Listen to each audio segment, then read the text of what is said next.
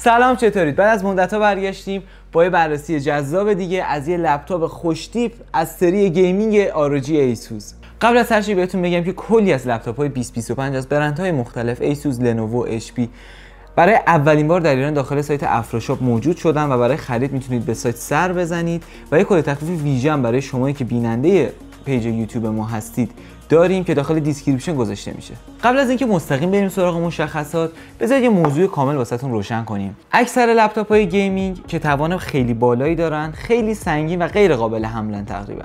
و اون دستگاه‌های گیمینگی که سبک هم باشن، اونقدر حد توان بالایی ندارن که بشه راحت ازشون استفاده کرد. اینجاست که یه سری از برندها مثل لنوو یا ایسوس وارد کار میشن و سعی میکنن که این تعادل رو برقرار کنن بین هم سبکی و قابل حمل بودن و شیک بودن، هم توان بالا. سری زفیروس هم دقیقاً با همین هدف ساخته شده، یعنی دستگاهی که توان یه سیستم گیمینگ رو داشته باشه و به راحتی هم قابل حمل باشه. امروز هم می‌خوایم نسخه 2024 این دستگاه رو بررسی کنیم، یعنی ROG زفیروس مدل G16 GA605WI. حالا ببینیم این ادعاات تا چقدر واقعیت دارن. بریم سراغ بررسی کاملش. اولین چیزی که وقتی این لپتاپ رو دستت میگیری توجهت رو جلب میکنه سبک بودن دستگاه. برای دستگاه گیمینگ 16 اینچی وزن 1.8 کیلوگرم فوق العاده است. یعنی وقتی که توی کیفت هم میذاری، وقتی میخوای حملش کنی و این ور اون ور ببری، اصلا احساس نمیکنی که یه لپتاپ گیمینگ داری حمل میکنی و این واقعا خبر خوبیه. جنس بدن این لپتاپ از آلومینیومه، یعنی در کنار اون ظاهر شیک و جذابی که داره، مقاومت خیلی خوبی هم داره.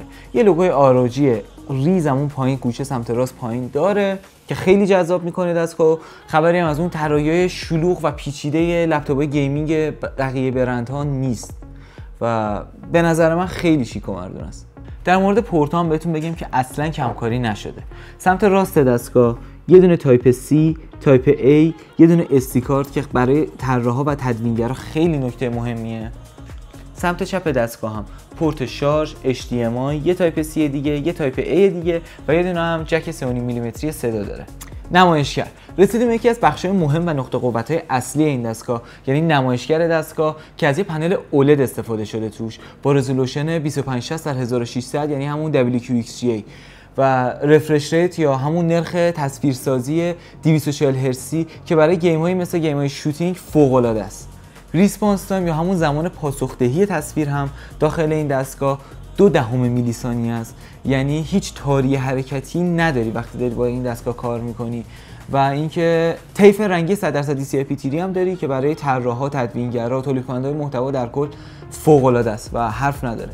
و در ضمن اینکه این دستگاه روشنایی صفحه بالایی هم داره و از اینکه اولد و توی محیط‌های باز نمیتونید باهاش کار کنید نباید ترسی داشته باشید. تنها نکته‌ای که مهمه اینه که باید حواست به برنین تصویر باشه، چون دستگاه اولد، پنلش اولده. شما باید موقعی که با تصویر ثابت کار میکنید حواستون باشه توی طولانی مدت این اتفاق برای دستگاه نیفته. البته ایسوس یه سری تنظیمات برای این اتفاق گذاشته که جلوگیری بکنه از این داستان، ولی باز بالاخره باید حواستون باشه.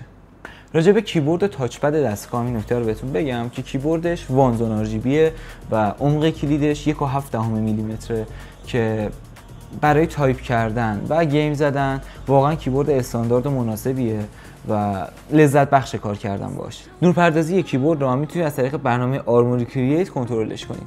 تاچ پد دستگاه هم خیلی بزرگه، یه حالت شیشه‌ای طور داره و اینکه کار با چند انگشت خیلی راحت باش انجام میشه و در کل تاچ پد خیلی روون و خوبیه. خب بریم سراغ اصل مطلب. این دستگاه از یه CPU AMD Ryzen AI 9 HX 370 پشتیبانی میکنه. یه CPU خیلی قدرتمند که 16 کور داره، 32 ترد داره و از همه مهمتر پردازنده NPU هم داخل این دستگاه قرار داده شده. یعنی شما میتونید از برنامه‌هایی که از هوش مصنوعی استفاده میکنن با خیال راحت استفاده کنید. در کنار این پردازنده کارت گرافیک 4070 داریم، RTX 4070 با 8 گیگابایت حافظه رم اختصاصی GDDR6. کارت گرافیکی که عدد توان افزایشی گرافیک این دستگاه رو تا 105 وات میرسونه که برای این کلاس لپتاپ واقعا عدد مناسبیه. برای کارها و برنامه گرافیکی مثل ادوبی پریمیر، افتر افکت یا داوینچی ریزالو این ترکیب CPU و کارت گرافیک واقعا ترکیب مناسبیه و عالی عمل میکنه و خیال شما رو از این بابت راحت میکنه. یکی از چالش‌های لپتاپ‌های گیمینگ باریک کنترل حرارت دستگاهه. ایسوس از سیستم کولینگ خارق العاده استفاده کرده که 2 تا فن داره و چند تا هیت پایپ که سیستم کولینگ دستگاه رو کامل انجام میدن و دستگاه توی حالت پرفورمنس دمای سی پی یوش تا 85 درجه و دمای گرافیکش جی پی یوش تا 75 درجه سانتیگراد بالا میره و عدد خوبیه. صدای فن هم تا 45 دسیبل میره که برای دستگاه گیمینگ عدد معقولیه، عدد مناسبیه و عدد خیلی زیادی نیست. در حالت سایلنت هم صدای فن ها به شدت پایینه و عملکردش هم همون شکلی خوب و پرفکت باقی میمونه. میرسیم به رم و SSD دستگاه. رم این دستگاه 32 گیگابایت رم LPDDR5X که 32 گیگابایت عدد خیلی خوبیه واسه 90% کاربران و مشکلی که این دستگاه داره اینه که این رم لحیم شده است و قابل ارتقا نیستش و اگر شما جزو اون دسته افراد کاربران فوق حرفه‌ای هستید که 32 گیگابایت رم براش کافی نیست و کمه، باید این نکته رو هنگام خرید این دستگاه در نظر بگیرید حتما.